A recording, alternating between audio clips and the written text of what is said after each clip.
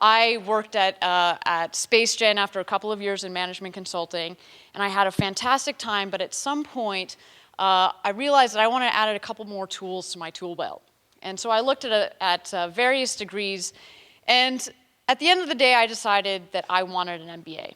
So with some nostalgia, I packed my bags from living in Vienna, Austria, and moved to Boston, where I was fortunate enough to get my MBA at Harvard. And I learned quite a bit, and traditionally it's actually not really that much of a space school, but for me that in fact was important, was to learn from other people that maybe weren't necessarily in the space industry, precisely for that point of bringing back lessons from other industries into the space world.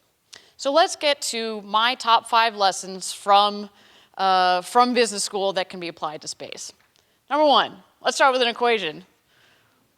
Weighted average cost of capital, you've got your equity financing, you've got some debt in there. No, I take that back. That is not what this is going to be about. It's not, spoiler alert, this is not your Cliff's Notes to your MBA. But what it will be is a couple of lessons that I think are personal lessons that we all can appreciate and use in the space industry. So let's start with another equation. Right after lunch is a little easier. Having an MBA in the space industry actually is a good thing, is a helpful thing. I think that for me, when I was looking around to getting another degree, there were lots of engineers in the room. It was poo-pooed a little bit. And believe me, I've heard it all. But what I've learned coming back into industry is that it's very valuable. Must we not forget that after lots of R&D, at some point you need to take that and you need to take it and turn it into a product. And I learned that especially at Blue Origin, where our engineers have been working very hard, heads down, for several years, and now we've got rockets, we've got seats in space to launch, and we've got engines to sell, and every single day I know that my business acumen and some of the perspectives that I bring are very much appreciated as we take the company to the next level. Lesson number 2, get international experience. Obviously, I was slightly biased. Maybe this was not a lesson from my MBA experience, but more a reinforcement. Those that my classmates that had international experience, I found that they had much stronger, deeper, richer contributions in the classroom, and I felt like I was a part of that precisely because of the wonderful experience I had while at SpaceGen. And so for those of you in the audience that maybe work for companies that can't necessarily offer you a job abroad, I would say, as Manu said, talk to Manu, talk to Clay, some of the other people that are in the audience about joining Space Generation and get involved proactively. So, I'm sorry, you said no plugs, but good habits die hard, I have to say. And so obviously, that is, I think, if you just look outside, the number of people, number of attendees from around the world, that international trend is only going to increase over the next several years as space obviously becomes more of an international industry. Lesson number 3, figure out what you know, figure out what you don't know, and then find the smartest people that know what you don't know and surround yourselves with them. This is one of my really good friends from business school. Her name is Marcella Sapone. Now, when I went to business school, you can imagine there were people in my class that came from the top banks, the top VC firms, the top private equity firms. The stuff that we were learning during that first boot camp semester while getting our MBA, they covered that in the first month after they started their jobs. So they were swimming easily through this stuff while I was banging my head on the wall. And once I figured out to stop doing that and ask for help, I turned to my friend Marcella. Marcella, who was working at a VC firm, and she was going to be partner by the age of 30 if she had decided not to come to business school, and I asked for help. In return, I told her and gave her notes on how to run a small entrepreneurial organization like SpaceGen.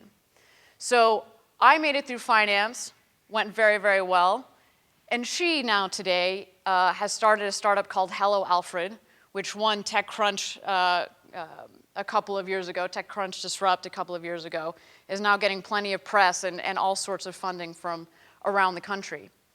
So I took that lesson back to Blue Origin when they originally hired me, and still to be the head of strategy and sales for our astronaut portfolio.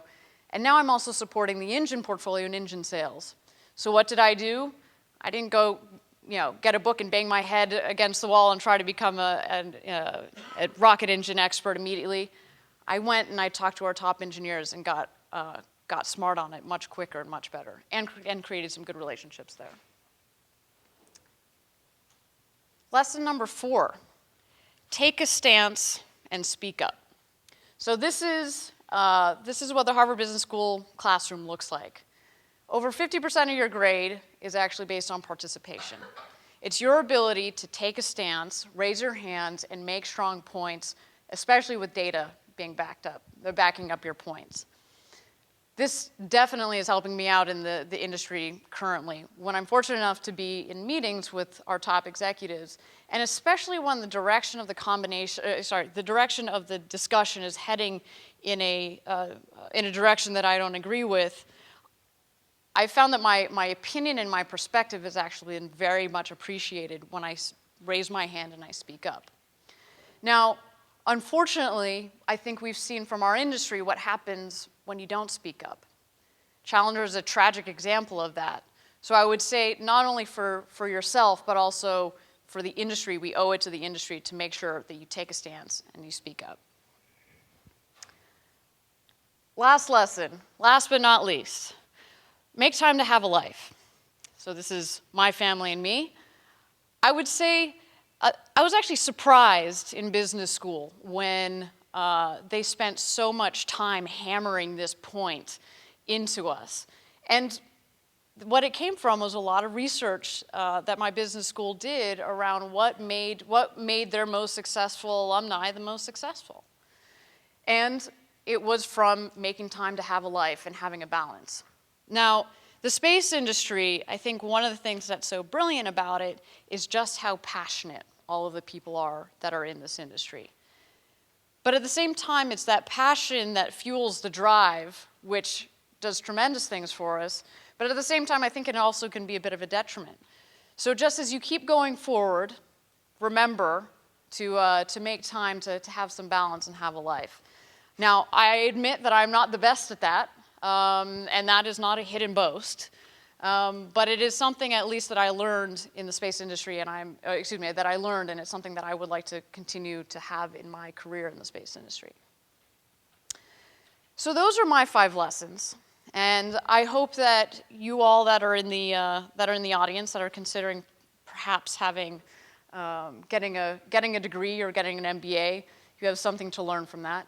But I also hope that those of you in the audience that are, current executives and are doing well in your career, that when you see a resume that passes by your desk that has an MBA on it, don't pass it by.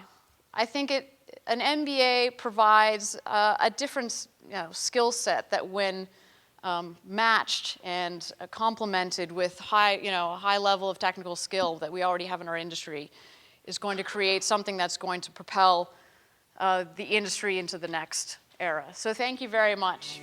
I appreciate it.